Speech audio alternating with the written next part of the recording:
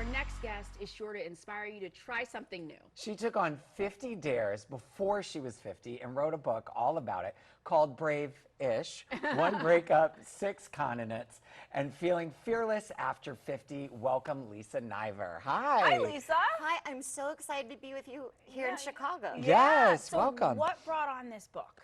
Oh my goodness. So unfortunately, A I breakup. was married. I was traveling in Asia with my backpack. Things went terribly. I Okay. came home. I'm from Los Angeles.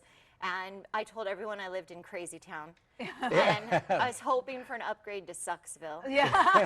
And I was trying to figure out what to do with my life. Like, I was so upset and crying, and I decided I would try something new. And so it had a lot to do with trying to fix my eyes. I had problems my whole life with my eyes. And through that, I ended up on this journey doing these 50 crazy challenges. Did you write down 50 challenges right off the bat, or was that the eventual number you got to? Well, in fairness, I never agreed to do 50. Oh, Okay, okay. okay. You The were whole like, time I had an out, I was like, maybe I'll do this, maybe I'll quit. okay. And so I was writing them down as I went in my phone.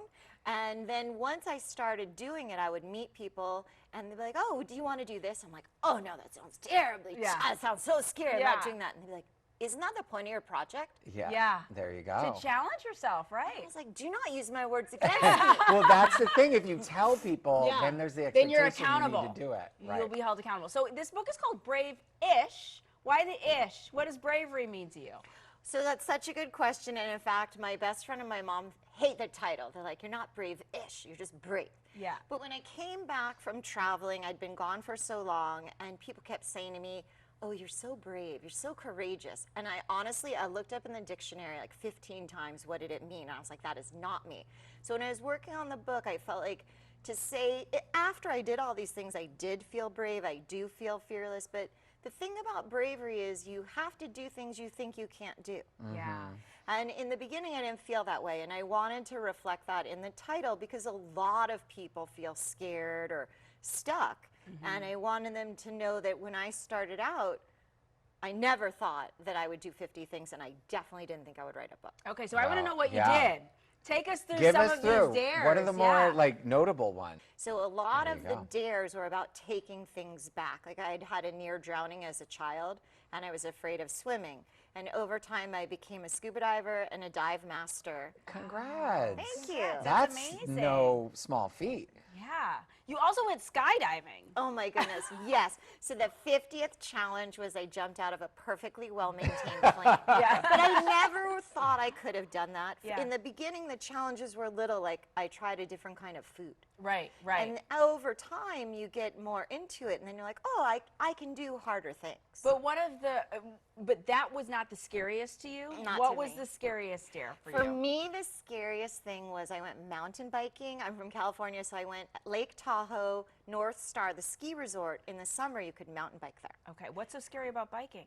Well, you can die mountain biking because you hit those rocks and you go over. Like it's That's not. like dirt bike. That's like It's mountain biking. What kind of? You're on a mountain, right? Like Here, let me help she's you out. thinking about Yeah. the lake here in mean, Chicago, yeah. like going along the path. I was wearing so much head-to-toe gear that when my friend and I showed my dad the picture of me and my friend, Yeah. and my dad said, which one are you? Oh my gosh.